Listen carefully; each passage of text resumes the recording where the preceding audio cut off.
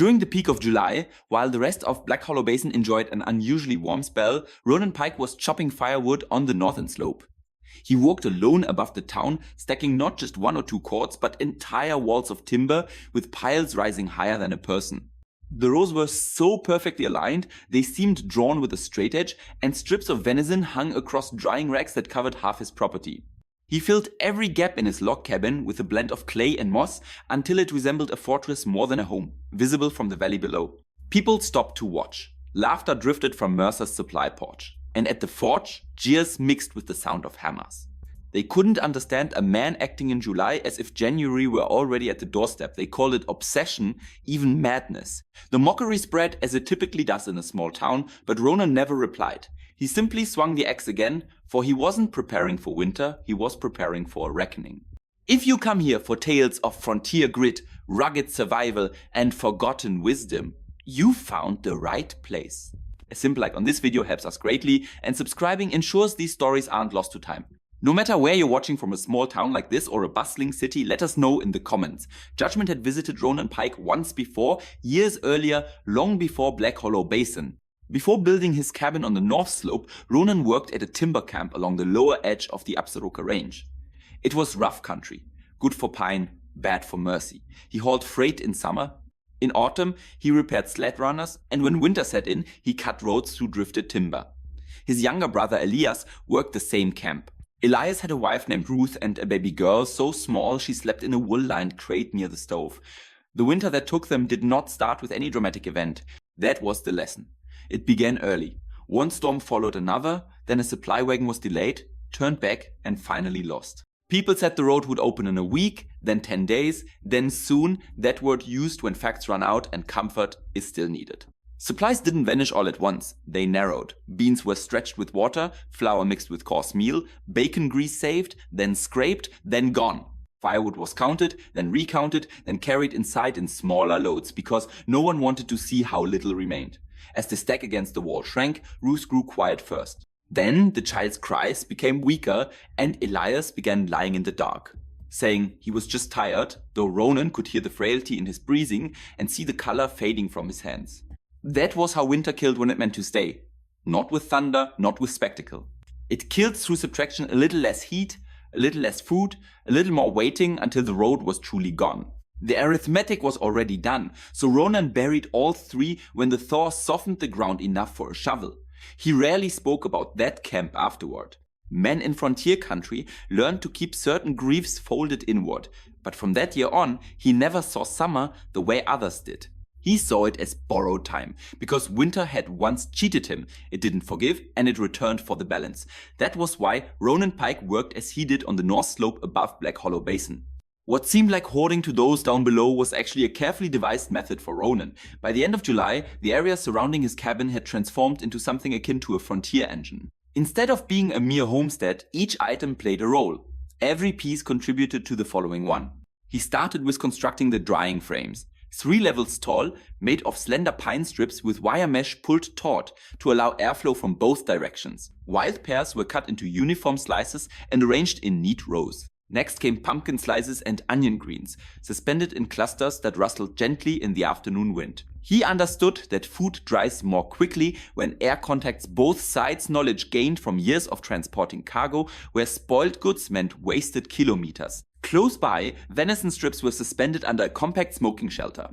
Its height was sufficient to deter wolves while remaining low enough to remain within the moving smoke cloud. The smoke came from a slow-burning fire under the greenwood tree. Every aspect behind the cabin was intentional. He excavated a cold pit lined with stones into the hillside flat rock at its foundation and compacted soil around the edges. A layer of dry ash was placed between crates to prevent moisture from rising. The depth wasn't estimated. It was determined by feeling the ground temperature. Approximately 0.9 meters deep, in contrast to 0.3 meters. Next came the timber. While most folks in the valley would stack their firewood in a single long pile and consider the job finished, Ronan sorted his. First, kindling short, slender sticks for rapid ignition. Then, stove wood split logs designed to sustain heat during supper. Finally, the thick chunks, dense pine and gnarled trunk pieces. These were reserved for nights when the wind howled and no one wanted to leave the warmth of bed to stoke the fire. Once more, every stack had a designated spot, and every spot served a function. He wasn't merely stocking food and fuel, he was orchestrating the pace at which existence could be consumed. Items that dried soonest were to be consumed first, while the longest lasting provisions would stay untouched until the harshest months. Wood that ignited quickly would heat the mornings. Wood that burned slowly would sustain the cabin through the darkest winter nights.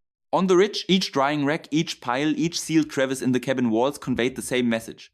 Survival wasn't about bravery. By mid-August, it was all about logistics. The majority of Black Hollow Basin had developed a viewpoint regarding the man on the North Ridge. In a frontier settlement, opinions seldom originate in solitude. They emerge from the same 3 locations every season. Beside the scales outside Martha Vale's shop, at the blacksmith's forge where metal struck metal, and in front of the small wooden church after Sunday service, places where men talked more quietly but not always more wisely that summer. The discussion kept revolving around the same names, Ronan Pike and Martha Vale. The practical widow who kept Mercer Supply running with a sharp pencil and even sharper memory had watched him hauling sacks of dried pears and bundles of onion greens up the hillside for weeks. One afternoon, while weighing flour for a ranch hand, she shook her head. "That man is working as if he thinks winter will arrive twice," she remarked, and several men chuckled. On the other side of the street, sparks flew from the blacksmith's hammer. Someone commented that Ronan had amassed sufficient firewood to warm 3 cabins. Another person mentioned seeing the drying racks completely loaded again only a few days after the previous batch was taken down. Then Gideon Thorne spoke up.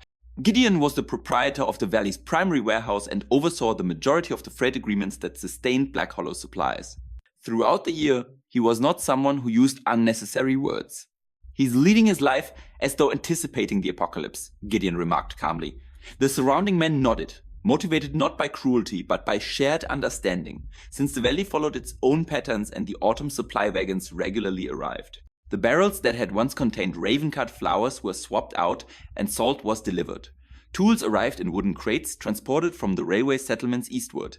For many years, this method had proven effective. What reason was there to believe this year would deviate? Perched on the ridge, Ronan Pike caught fragments of those discussions. Occasionally transported by the breeze, he never descended to respond. Instead, the rhythmic thud of an axe traveled down the hillside, halving wood. Yet another log was added to the growing stack of firewood. He worked fresh clay into a crevice next to the cabin entrance. After splitting wood, he positioned himself by the cold pit and measured its depth once more, scrutinizing carefully. He resembled someone who had previously witnessed 3 individuals perish because another had miscalculated winter by merely a couple of weeks. Several days after the discussion in the settlement, a person finally ascended the north slope without any amusement in their step.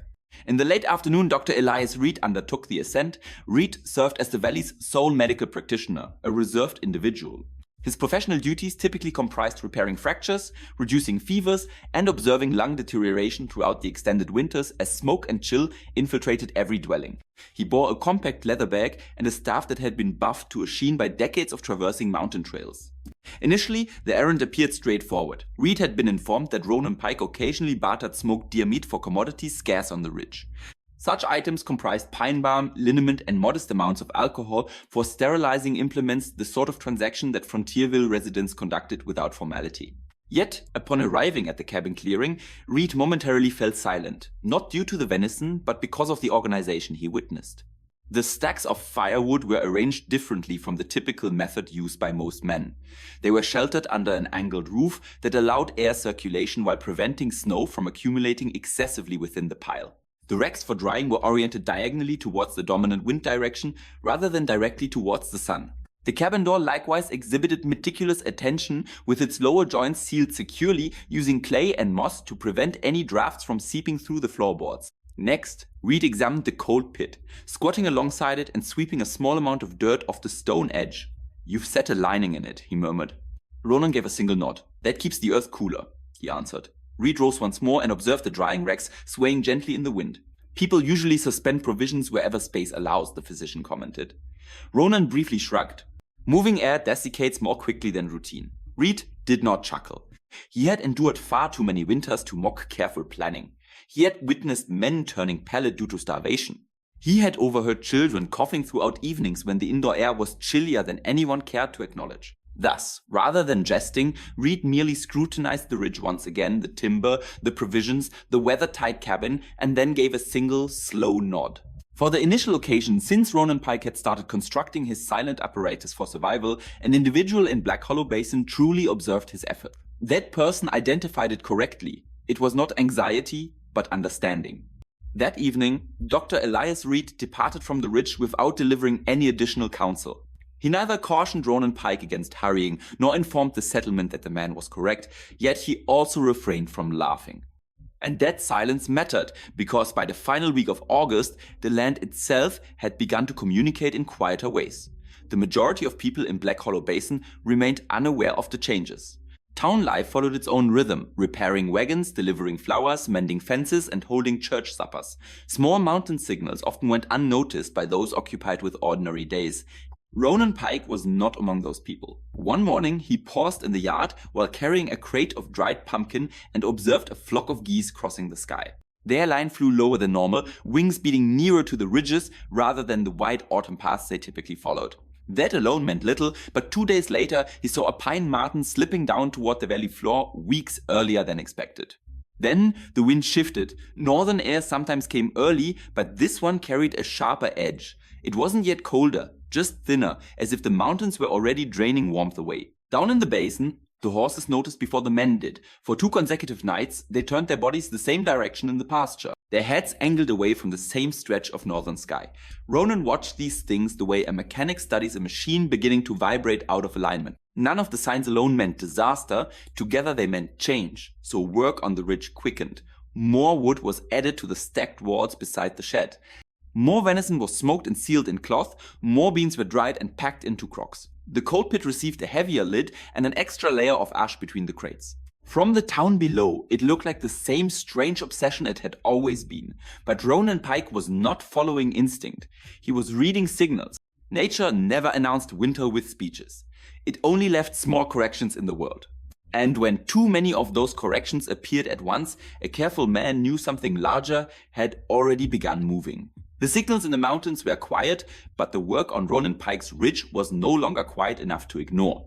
By early September, even the busiest men in Black Hollow Basin had begun to notice how large the wood stacks had grown. That was when Gideon Thorne decided to climb the hill.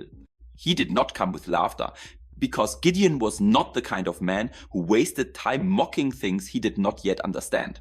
He climbed with the steady pace of someone who had spent most of his life measuring risk in wagons, barrels, and freight contracts. When he reached the clearing, he stood for a moment without speaking. The wood stacks came first to his eye, then the drying racks, then the smoke shed. He saw the sealed cabin seams and the cold pit covered with its fitted lid. Gideon walked slowly through the yard, hands clasped behind his back. "You're laying in winter stores like a trading post," he said at last. Ronan Pike set another split lock into the wall and wiped his hands on his trousers. "Winter comes every year," he said. "That it does," Gideon replied, "but not every year comes like this." He gestured toward the ridge and the distant cut in the mountains where the freight road passed. Raven Cut stays open until mid-fall most seasons. Wagons come through, the basin gets its flour, its salt, its tools, and if something runs short, another shipment follows. Ronan did not argue. Gideon studied him more closely and the older man said, "You're planning like the road's already gone." For a moment, Ronan gazed over the basin and then replied in a low voice, "The road doesn't have to be gone, just delayed." Gideon gave a small shake of his head and responded, "You're allowing last winter to dictate terms for this one." That was the core of their conflict. Gideon Thorne had faith in the system that had sustained Black Hollow Basin for years. Roads were cleared, goods were delivered, and seasons adhered to their usual rhythms. Ronan Pike, however, held a different conviction. He believed that winter paid no heed to promises. So the 2 men remained on the ridge, surveying the same valley and calculating the same future, using completely different methods. Their argument was brief. Nature put an end to it. The initial snowfall occurred in early September, but not down in the basin. In Black Hollow, the earth merely grew colder and the mornings more biting, while above Raven Cut, the summits had turned white by morning. From afar, the snow seemed insignificant, merely a narrow pale stripe across the ridges. Yet mountain roads are unforgiving. By the next morning, a freight convoy was already traveling through the cut, its wagons laden with sacks of flour and crates of tools destined for the basin below. The track wound along a tight ledge and then passed over a small wooden bridge that crossed a deep stone gully. This was where the problem started. Runoff from the early snowfall flowed across the path and turned to ice before dawn. The front mule lost its footing, the wagon veered to the side, and snow dislodged from the hillside above. It came down as a dense slab, not a massive avalanche, nothing that would make headlines in the railway towns. The sliding mass hit the narrow bridge with a muffled crack that reverberated between the rocky cliffs. The first beam broke, followed by another. The wagon driver leaped to safety just as the structure crumbled into the dark chasm beneath. By noon, word had reached Black Hollow Basin. The bridge at Raven Cut had been destroyed. In the initial hour, the town regarded it as merely an annoyance. Men gathered outside Mercer's Supply, asserting that the road crews could reconstruct it within a fortnight or so. One person proposed that another wagon could take the route around South Pass. Before winter set in, Gideon Thorne kept largely silent. He merely listened. Yet, up on the North Ridge, Ronan Pike had already ceased chopping firewood. He stood gazing across the basin towards the distant gap in the mountains. For the town, the collapsed bridge signified a setback. From the ridge, it signified something far different. If winter came early, sooner than the usual timetables predicted, those lost weeks would amount to more than an inconvenience. They would mark the boundary between order and starvation. And for the first time that season, the arrangements on Ronan Pike's Hill no longer seemed peculiar. They appeared essential. The destruction of the bridge at Ravencut did not cause panic in Black Hollow Basin, at least not initially. Frontier communities were accustomed to disruptions. Roads were often washed away, carts were overturned, and supplies arrived behind schedule more frequently than people cared to recall. A delay was not equivalent to a catastrophe. 2 nights after the news arrived in town, Gideon Thorne assembled the families of the basin. Within the modest wooden chapel, oil lamps glowed dimly along the walls. The men and women listened to the basin's most reliable coordinator, who spoke in the tranquil tone that had steered them through numerous sparse seasons. "We can rebuild the bridge," Gideon stated. "Cargo routes do not disappear simply because a single section is damaged. It might require some time, but provisions will resume flowing." His words descended over the room like a quilt, and the people wished to believe them. Thus, the town behaved as settlements typically do when faced with hardship. Gradually, they lingered at Mercer's Supply. Martha Vale started to extend her supplies. She measured flour with greater precision and secured salt bags more tightly. Instead of checking barrels weekly throughout the basin, they were now tallied every night.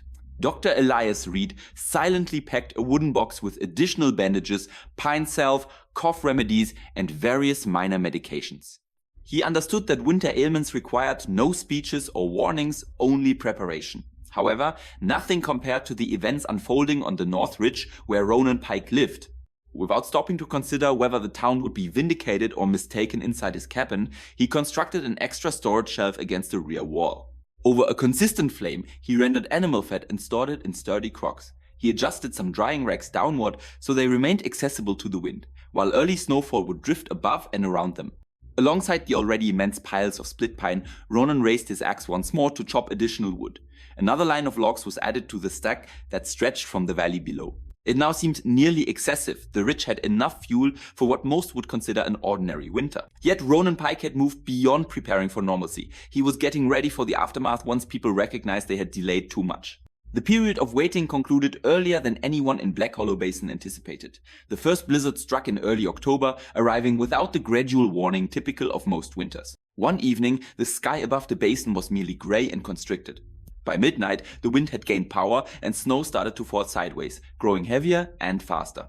Come morning, snowdrifts were already ascending the fence sides. The wind swept through the valley as if alive, bending young pine trees until their tops brushed against the icy atmosphere.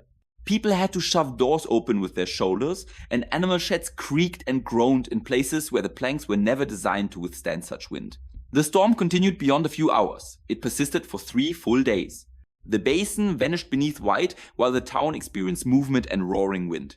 The initial challenge was maintaining heat. Those who had gathered only moderate wood piles saw their stoves consuming fuel more quickly than anticipated.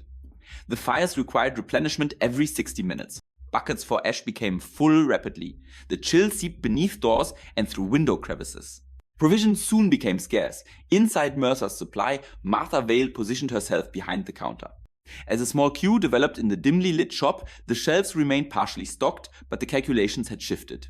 She measured out flour for a rancher's wife and hesitated before passing the bag over. "I'm dividing this," she said softly. The woman appeared bewildered. Half for today, Martha added, and half for next week. Even as she uttered them, the words felt incorrect.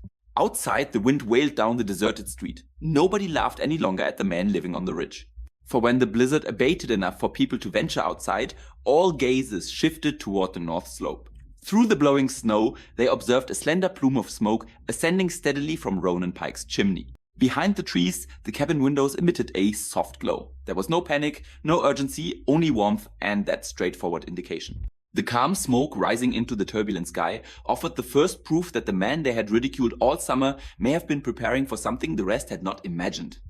The storm did not conclude with the passing of the first blizzard, it returned in waves. The following week, wind swept down the valley once more, this time colder, and the snow hardened into crusted layers. When footsteps landed, they broke through the surface with a crisp snap. As wood piles on the north ridge shrank, the smoke from the basin's chimneys grew thinner. Ronan Pike kept the stove running steadily. The cabin held its warmth because it was built for insulation. The steel joints blocked drafts, and the wood stacks beside the shed ensured the fire never needed to be rationed. Late one night, as the wind pressed hard against the cabin walls, Ronan heard a sound that didn't belong to the storm. It was a knock, irregular, weak, 3 uneven strikes on the door. Ronan rose from the chair by the stove and opened the door, and the boy collapsed inward with the movement. Caleb Dunn, aged 16, was the thin errand boy who carried parcels between the store, the forge, and the outlying cabins. He had climbed the ridge through drifting snow. His coat was stiff with frost, and his hands trembled so severely he couldn't speak. Ronan didn't waste time with questions. He prioritized warmth, slowly guiding Caleb near the stove without placing him too close to the heat. Thawing frozen bodies too quickly caused burns easily. Then he poured a cup of warm water and held it in the boy's hands until the shaking eased. Only after that did Ronan ladle a thin broth from the pot hanging above the stove. Caleb drank in small, careful sips. Color gradually returned to his face. When the boy could sit upright again, Ronan spoke. "You work if you stay." Caleb nodded at once. "You touch nothing unless I say another nod, and you don't tell the basin what's in this cabin." The boy swallowed and nodded a third time. Ronan looked at him a moment longer, then added the final rule. "When trouble comes, you listen." He closed the door behind them. Outside, the storm pressed against the ridge. Inside, the fire burned steadily, and for the first time that winter, Ronan Pike's careful preparations were protecting more than just one life. After that night, the storms didn't leave. They kept returning, snow layering over snow until the basin's fences vanished beneath pale ridges. Paths between cabins narrowed into hard-packed tunnels, and each fresh wind erased the previous day's tracks inside Black Hollow Basin. Wood started disappearing faster than flour, and a boy in the far cabins developed a cough that rattled through the thin walls. At night, a young girl fainted while helping her mother shovel, drifted snow away from a door that no longer opened fully.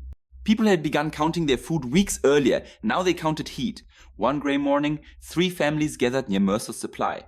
No one said the words aloud at first, but everyone in that small circle already knew the same thought had taken hold. Martha Weil was the one who finally spoke it. She wrapped her coat tighter, looked at the children beside them, and said quietly, "We're going up," but Gideon Thorne did not come with them. The basin's most respected voice stayed in town, yet no one doubted he understood what the climb meant. This signified that the town had stretched its pride to its limit. The group forged through snowdrifts up to their waists on the hillside trail until the cabin came into view among the trees. Chimney smoke climbed steadily into the sky. Ronan Pike opened the door before a knock could be made. Snow was driven across the clearing by the wind as the family remained silent. At first, no one communicated clearly. Broken sentences made up their requests and explanations that had lost their significance. Ronan took a moment before responding. His gaze first fell upon the children. A boy with a cough, a girl whose face was pale and who leaned on her mother, and 2 smaller kids holding onto heavy coats. Only then did he turn his attention to the adults. When he finally spoke, his tone was even and composed. "The children remain." The parents exchanged glances. "You return," Ronan went on. "You fetch firewood, labor, whatever is of use." The decree hung over the clearing. More demanding than the gale. Provisions come next. There were no objections. The circumstances were severe. Ego smarted in the ensuing quiet. Yet each parent who stood in that snow realized the same truth simultaneously. The ridge cabin had ceased to be merely Ronan Pike's dwelling. It had become the sole location in the valley that had stockpiled sufficiently to sustain the coming generation. The children passed through the cabin's entrance one after another. With that hushed transition, the man who had devoted his summer to piling firewood and preserving food transformed into a completely different entity. He assumed the role of the ridge's guardian. As soon as the kids were inside, the character of the ridge shifted. What was once a lone refuge constructed for a meticulous man gradually evolved into something different. A compact community. Ronan Pike did not attempt to soothe the children with tales or gentle assurances. That was not the type of assistance he was capable of offering. As an alternative, he assigned them tasks. Labor was more reliable than terror. Caleb Dunn, the first child to come, took on the role of maintaining organization. Ronan demonstrated to him the proper place for each item, and he explained the importance of each minor duty. Start with the kindling, Ronan instructed him one morning, passing him a small pile of split wood, and tally it. Caleb arranged the sticks cautiously beside the stove, and from that point onward, he counted them each evening.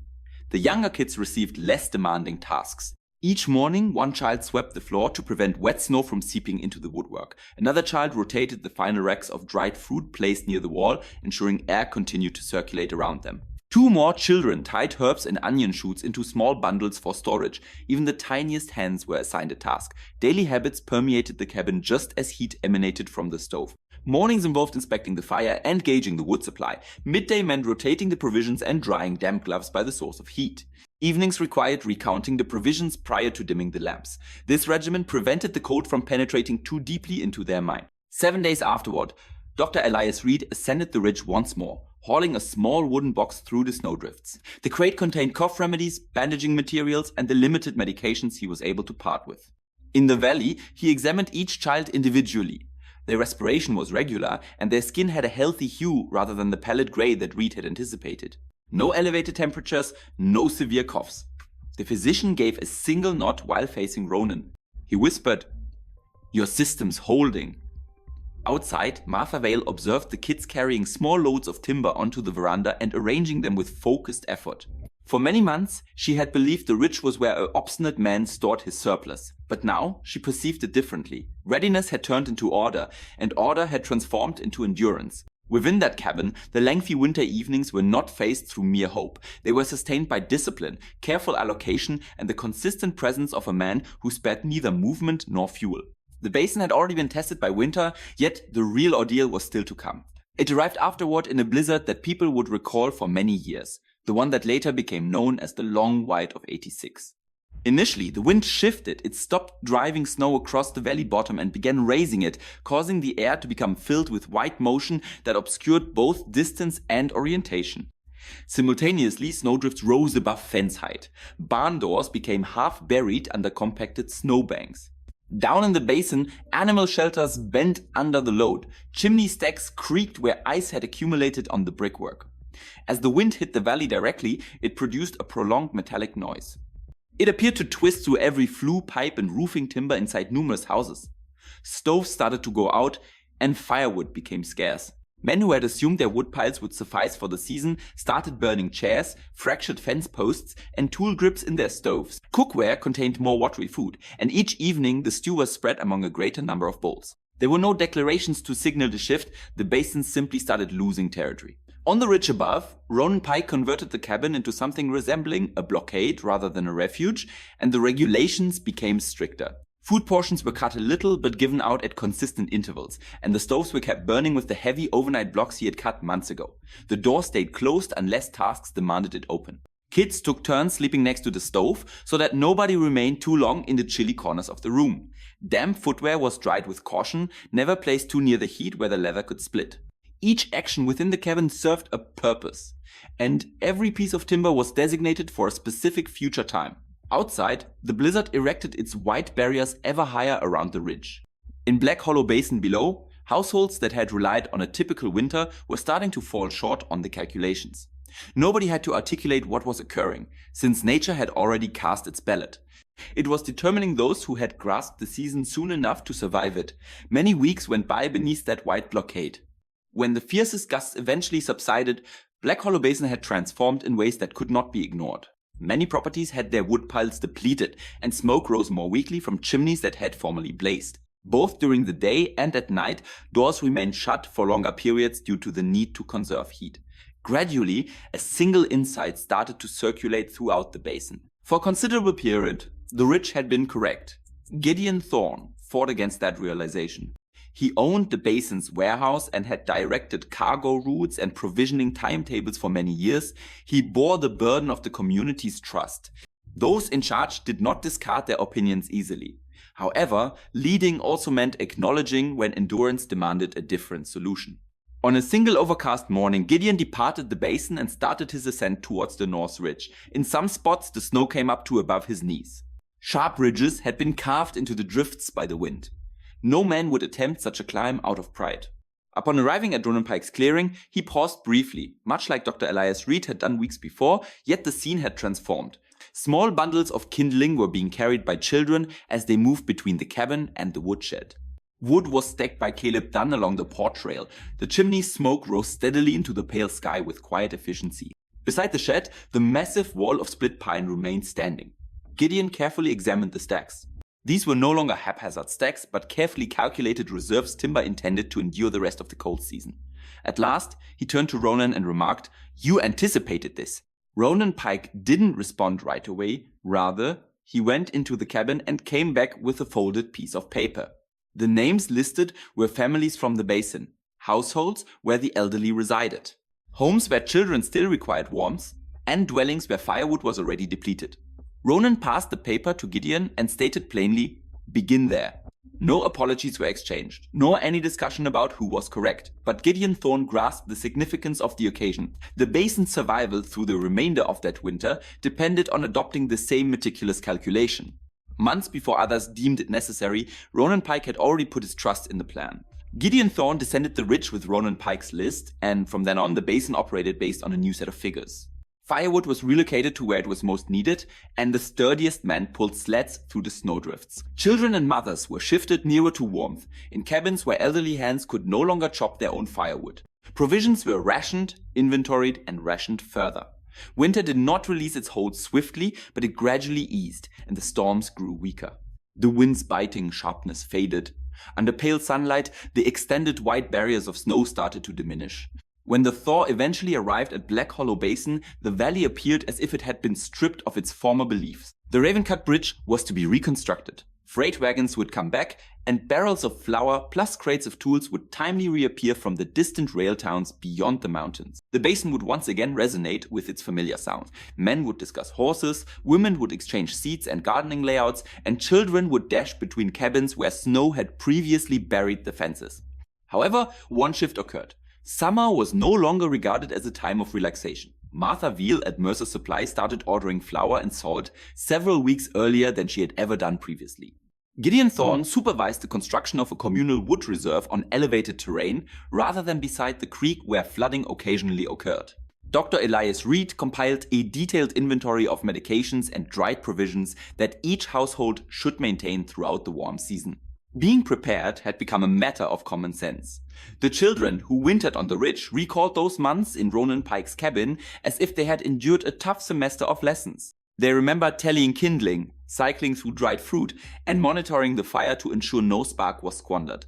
Ronan Pike never delivered a lecture on any of these practices. As the snow retreated, he merely unlatched the cabin shutters and took down the boards that had blocked the doorway. He inspected the cold pit against the winter wind. He tilled the ground where new racks would be placed and started cutting the initial small piles of timber for the forthcoming year. The sun had only just started to warm the ridge, yet Ronan Pike was already getting ready once more.